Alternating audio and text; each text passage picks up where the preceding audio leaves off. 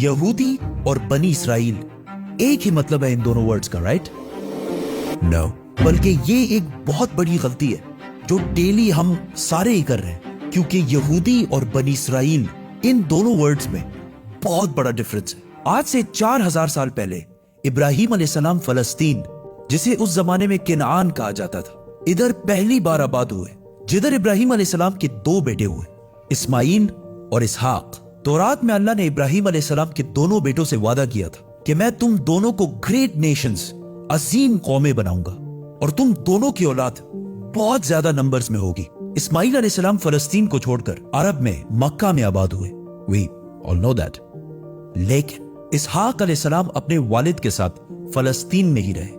फिर इसहाक अलैहिस्सलाम के एक बेटे का नाम याकूब था, जिसे इसराइल के नाम से भी जाना जाता था। याकूब अलैहिस्सलाम के 12 बेटे थे और उन सारों के नाम ये थे। लेकिन याकूब अलैहिस्सलाम इन 12 बेटों में से सबसे ज्यादा मोहब्बत अपने बेटे यूसुफ अलैहिस्सलाम से करते थे, जिसकी वजह से बाकी भाई यूसुफ अलैहिस्सलाम से बहुत जेलस होते थे। फिर आगे जो हुआ वी ऑल नो दैट, और यूसुफ अलैहिस्सलाम मिस्र, इजिप्ट के वजीर आजम बने।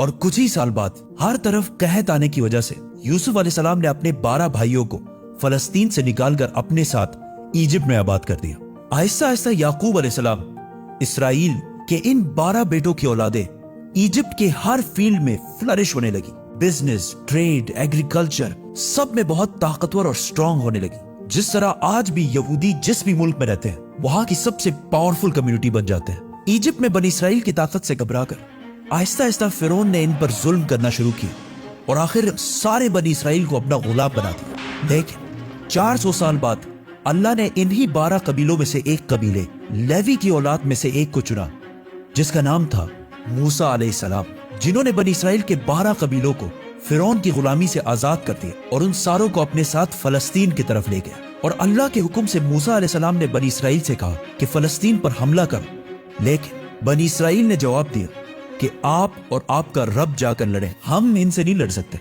और ये इतनी सख्त बात उन्होंने इसलिए की क्योंकि मूसा अलैहिस्सलाम की फौज में उस वक्त जितने भी बनी इसराइल के लोग थे वो बचपन से ही फिरौन की गुलामी में बड़े हुए थे, जिसकी वजह से उनका जिस्म ही नहीं बल्कि उनकी सोच भी गुलामों जैसे बन गई थी। मतलब बिल्कुल एक बेगैरत कौम बन चुके थे, जिस पर अल्लाह ने 40 साल तक इन्हें इस डेजर्ट में रहने की सजा दी। 40 साल ही क्यों?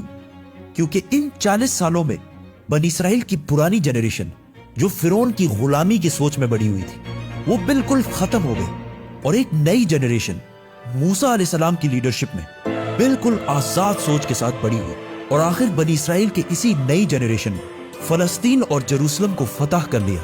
पैगंबरों की ये सारी स्टोरीज बड़े बड़े बुक्स में हजारों सालों से पड़ी हुई है, लेकिन अब कौन जाके ये सारे बुक्स पढ़े, और वो भी टिकटॉक के इस फास्ट जमाने में, और स्पेशली बच्चे। तो for that house of books has the best solution, profit series.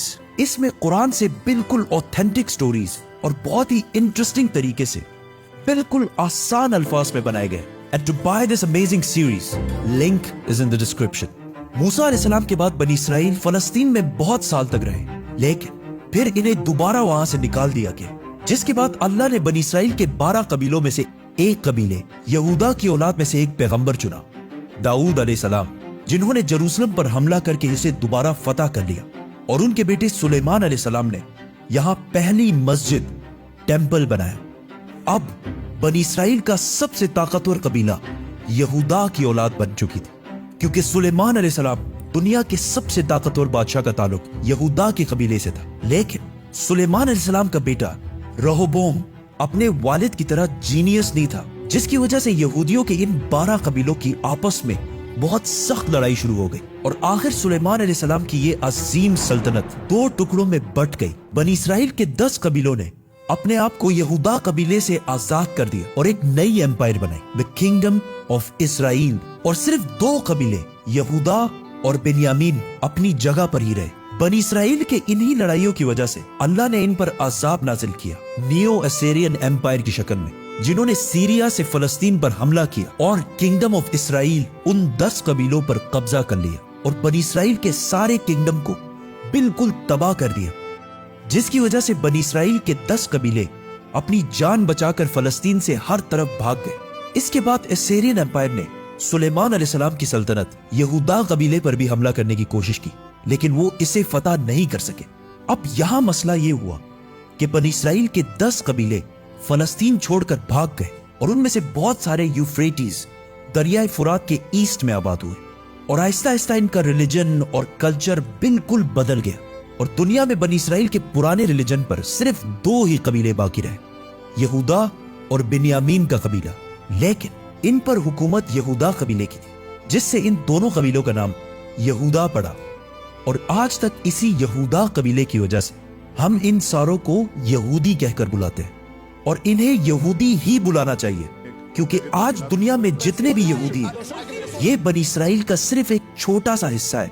सिर्फ 2 कबीलों की औलाद है, बाकी सारे 10 कबीले ये इलाका छोड़कर जा चुके हैं। अब थ्रू आउट द ईयर्स दुनिया में बहुत सारे कबीलों ने यह क्लेम किया कि उनका ताल्लुक बनी इसराइल के उन्हीं 10 कबीलों में से है जो गायब हो चुके हैं। लेकिन दुनिया में एक कौम ऐसी है जिसका क्लेम सबसे भारी है और जिसे बहुत सारे यहूदी भी बनी इसराइल का हिस्सा समझते हैं,